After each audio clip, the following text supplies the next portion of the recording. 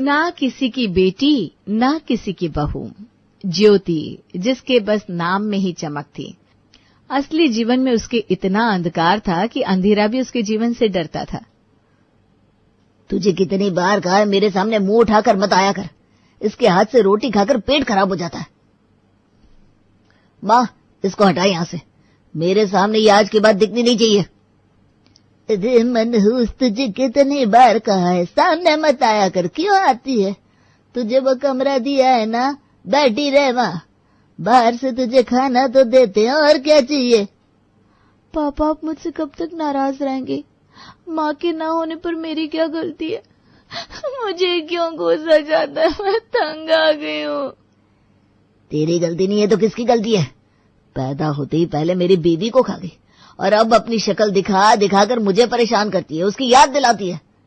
तुझे पता है कितना प्यार करता था मैं उससे, 7 जमाने से लड़कर मैंने उससे शादी की थी, लेकिन तू पैदा ना होती तो वो आज जिंदा होती।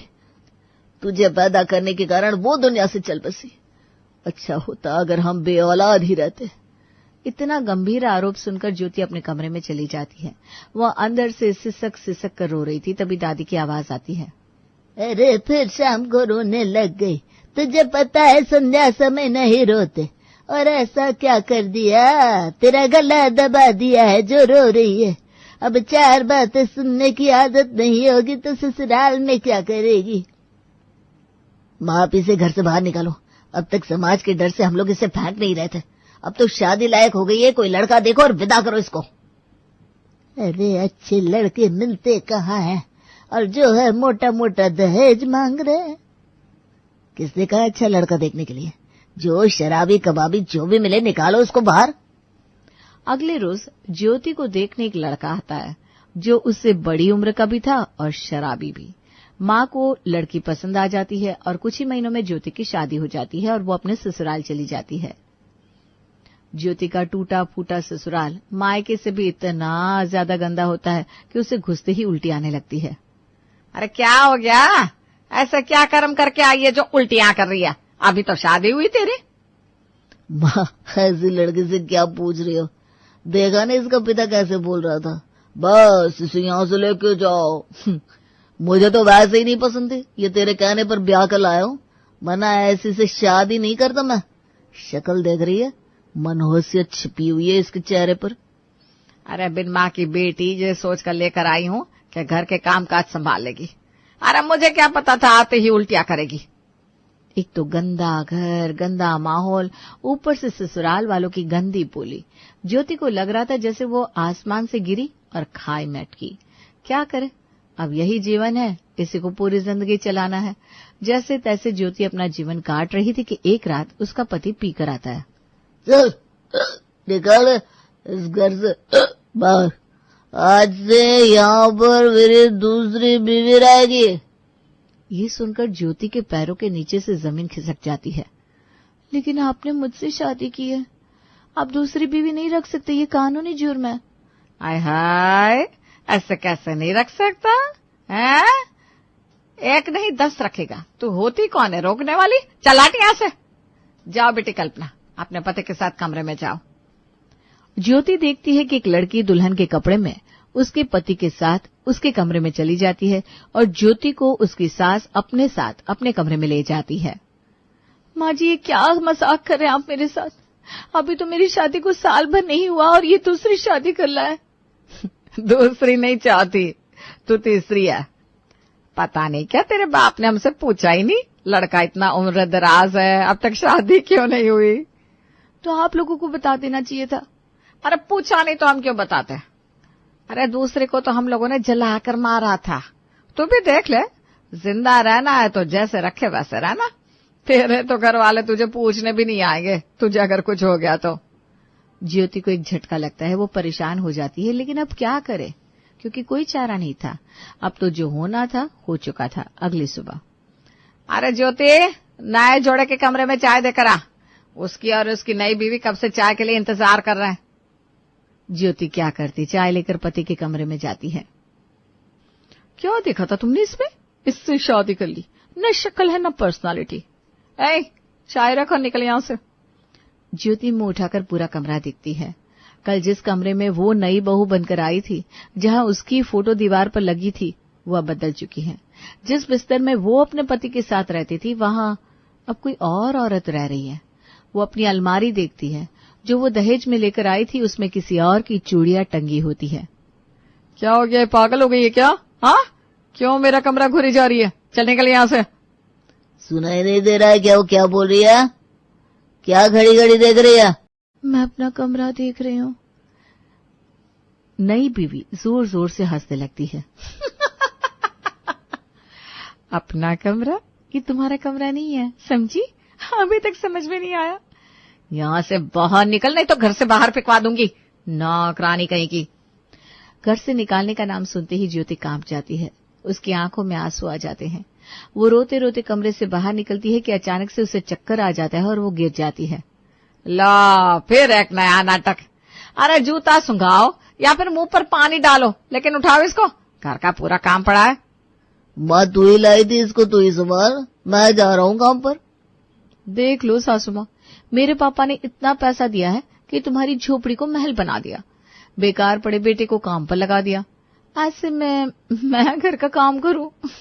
ये तो सोचना भी मत। इस मनहूस को अगर होश नहीं आता है तो घर का काम तू करेगी बुढ़िया। लेकिन मुझे समय पर नाश्ता खाना चाहिए। मैं अपने कमरे में जा रही हूँ, मुझे परेशान करने की जरूरत नहीं है। अरे नहीं नहीं नहीं बहू, बिल्कुल परेशान नहीं करेंगे। तुम जाओ, तुम्हें समय पर सब कुछ मिल जाएगा। इसको मैं संभालती हूँ, इसकी तो आदत है नाटक करने की। सास बहू के मुंह पर ढेर सारा पानी डालकर उठाती है। ज्योति किसी तरह उठती है, लेकिन वो जैसे ही उठती है उसे फिर चक्कर आते हैं। सास उसे अपने कमरे के बेड पर लिटा देती है। माँ जी, मुझसे आज काम नहीं होगा, पता नहीं मुझे क्या हो रहा है। माँ जी प्लीज किसी डॉक्टर को दिखा दीजिए। अरे बंद करिए नाटक, बता रही हूँ मैं तुझे, यहाँ रहना होगा तो काम तो करना ही पड़ेगा। ज्योति उठती है लेकिन फिर गिर जाती है। फिर क्या करती? सास घर का काम करती है और शाम को, सुन, मैं तुझे डॉक्टर के पास ले चल रही हूँ। कल से अगर तुझे कुछ होता है ना तो उसका जिम्मेदार मैं नहीं हूँ। आज जितनी दवाइयां खानी है खा ले, कल से काम पर लग जाना। सास ज्योति को डॉक्टर के पास ले जाती है। डॉक्टर ज्योति को चेक करता है और सास को कहता है, आंटी जी कौन है ये आपकी बेटी? ऐसी बेटी होने से तो अच्छा मैं कुएं में ही कूद कर जान दे दूं। अरे बहू है ये मेरी, नाटक कर रही है, यही बताना है ना आपको? मैं तो पहले से जानती थी, काम ना करना पड़े इसलिए नौटंकी कर रही है। अरे नहीं, ये माँ बनने वाली है, बधाई हो आपको, अब दादी बनने वाली है। अरे डॉक्टर साहब, कैसी मनहूस खबर सुना दी आपने।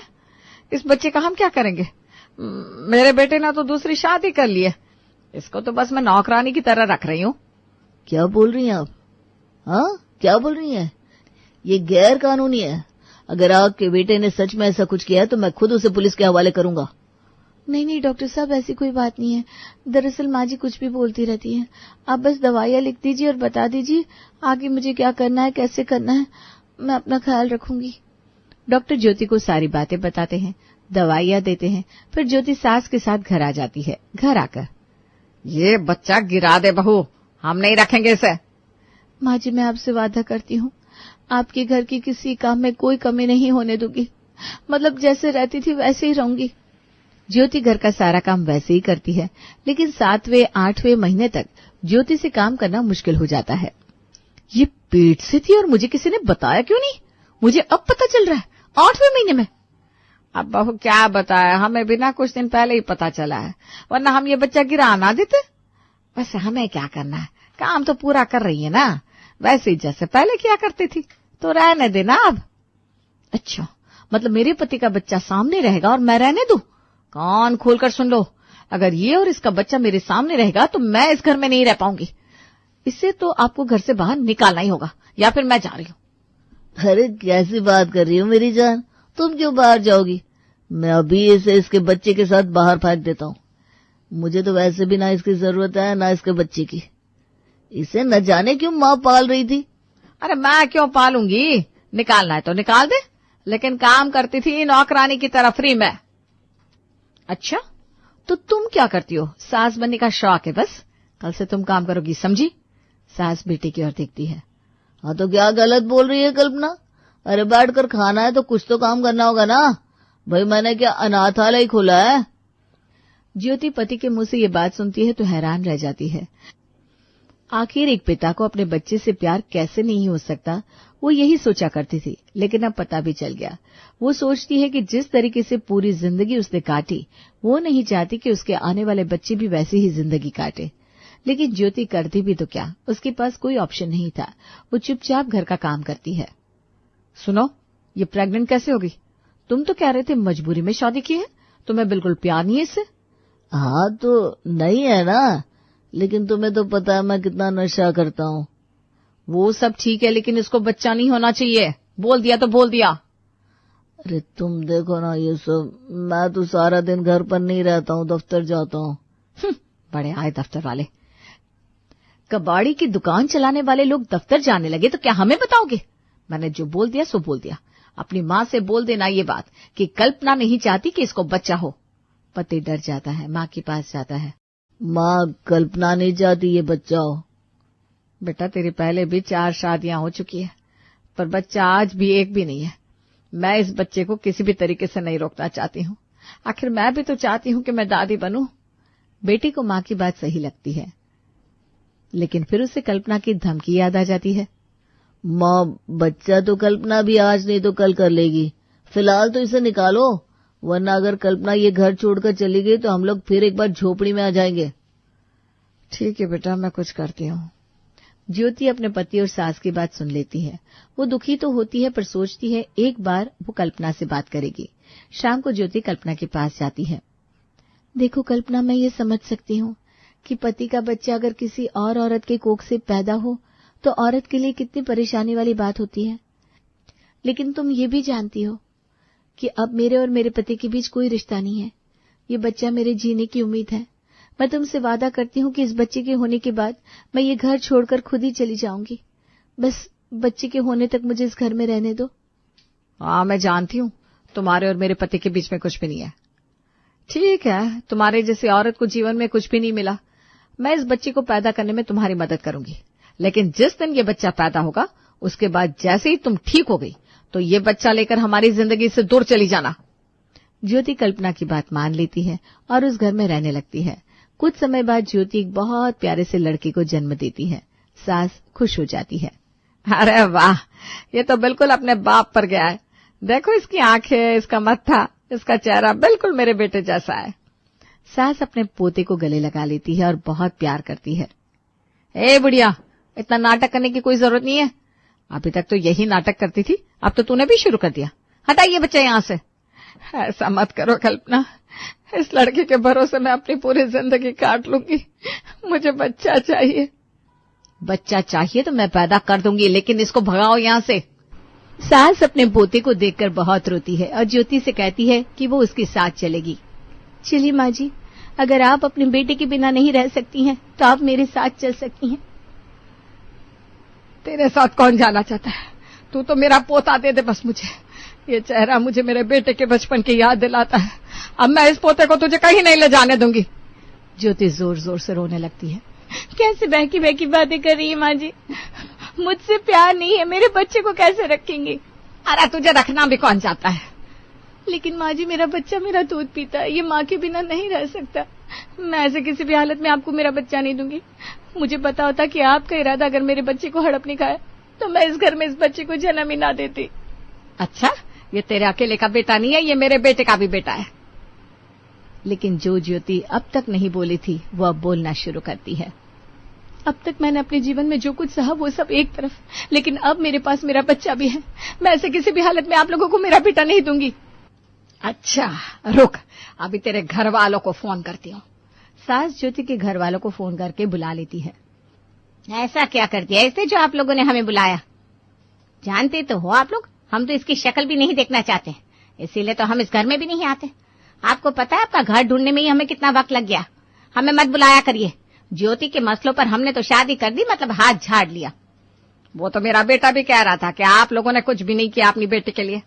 फिलहाल आपकी बेटी को हम छोड़ रहे हैं, हमें नहीं रखना, लेकिन हमारे पोते को हम नहीं छोड़ेंगे। वो बिल्कुल मेरे बेटे के बचपन को याद दिलाता है और मैं उसी एहसास के साथ रहना चाहती हूँ। अरे रे रे समधन जी, ऐसे इमोशनल ना हो, ये मीना कुमारी भी शर्मा आ जाएगी। क्या है ना, ये हल्का सामान लेने की आदत नहीं रही हम लोगों की। आपका शूट लगता है वहीं रुक गया। चलिए माहौल चेंज करिए। ये क्या बकवास है? रुकिए, आपकी बेटी को बुलाती हूँ। सास आवाज देती है पर अंदर से कोई जवाब नहीं आता। बार बार आवाज देने पर भी अंदर से जब कोई नहीं आता तो आवाज सुनकर पड़ोसन आ जाती है। क्या हुआ? क्या चाहिए? तेल या घी? तेल, घी, नमक, चावल सब है, कुछ नहीं चाहिए। ज्योति नहीं दिख रही। अब हाँ, वो समधन जी आप ही बताइए, कहाँ है हमारी बहू? अरे हमें क्या पता, हम तो नौकरानी बनाकर 20,000 रुपये में बेच दिए हमारी बेटी को। अब आप बताइए कहाँ है हमारी बेटी? अब सास भी परेशान हो जाती है क्योंकि वो जानती है लिखा पढ़ी में सब जगह उसी का नाम है। खुदा न खास्ता ज्योति ने कोई केस कर दिया तो सबसे पहले तो उसकी सास ससुर का ही गला पकड़ा जाएगा। सभी मिलकर बाहर ज्योति को ढूंढने निकलते हैं लेकिन वो नहीं मिलती। अगली सुबह ज्योति का मायका और ज्योति का ससुराल एक जगह आकर उन लोगों को ढूंढते हैं, लेकिन अगले दिन दोनों ही घरों में कानूनी कागजात पहुंचते हैं। देख रही है, आपकी बेटी ने हमारी प्रॉपर्टी में हिस्सा मांगा है। कहाँ से लाएंगे हिस्सा? मुझसे भी हिस्सा मांगा है उसने। तभी कल्पना आती है। क्या हुआ? तुम डॉक्टर के पास गई थी ना, क्या बोला डॉक्टर ने? क्या हो गया था इसको? इसके पेट में दर्द हो रहा था माँ। कौन है ये? आपकी बेटी? अरे नहीं, ये मेरी बीवी है। दूसरी शादी? लेकिन ज्योति के रहते दूसरी शादी कैसे कर सकते हैं आप? आय हाय, बड़े आए बेटे की फिक्र करने वाले। तीसरी बीवी थी आपकी बेटी? तब तो पूछा नहीं, अब चौथी में पूछ रहा। अरे छोड़ो ना माँ इन लोगों को। कल्पना तुम बताओ क्या बोला डॉक्टर ने? अरे क्या बोलेगा, बोल रहा था मैं कभी माँ नहीं बन सकती। माँ ने भी बोल दिया, बनना किसको है? सास बेटी की ओर देखती है और बेटा माँ की ओर। तभी वहां ज्योति आती है, साथ में होता है बेटा जो बिल्कुल अपने बाप जैसा लग रहा था। हाय रे, मेरा पोता आ गया, बिल्कुल मेरे लल्लू की कॉपी है ये। ला ज्योति, मेरा पोता दे दे। पोता नहीं, मेरा हिस्सा दो। पिताजी आप भी और ये भी। तभी पीछे से ज्योति का वकील आता है। ये रहे पेपर, साइन कर दीजिए दोनों। पति को समझ में आ जाता है कि ज्योति चली गई तो उसके साथ उसका बेटा भी चला जाएगा। ये क्या करिए बेटा, तूने हम पर केस कर डाला। तुझे पता है हम लोगों के कोर्ट कचहरी में कितने पैसे लगेंगे? ज्योति चुपचाप से ये केस वापस ले ले और घर वापस आ जा, 100 काम पड़े हैं। लेकिन ये ज्योति अब वो ज्योति नहीं है, वो तो बदल चुकी है। जिसे बदला है उसके बच्चे ने। सबसे पहली बात, मैं ना तो किसी की बेटी हूं और ना ही किसी की बहू। मैं हूं तो सिर्फ मेरे बेटे की माँ। घर वालों की नफरत से कैसे बच्चे की पूरी जिंदगी बर्बाद होती है ये मैं जानती हूँ। हमें हमारी प्रॉपर्टी का आधा हिस्सा दे दो, आप भी और माँ आप भी। बड़ी आई प्रॉपर्टी में हिस्सा मांगने वाली। तुझे कोई प्रॉपर्टी में हिस्सा नहीं दूंगा, भले ही दान कर दूं। ठीक है तो फिर कोर्ट में मिलना, देखे कैसे नहीं देते। चलिए ज्योति जी। ज्योति जैसे ही जाने के लिए मुड़ती है, सास पति को इशारा करती है।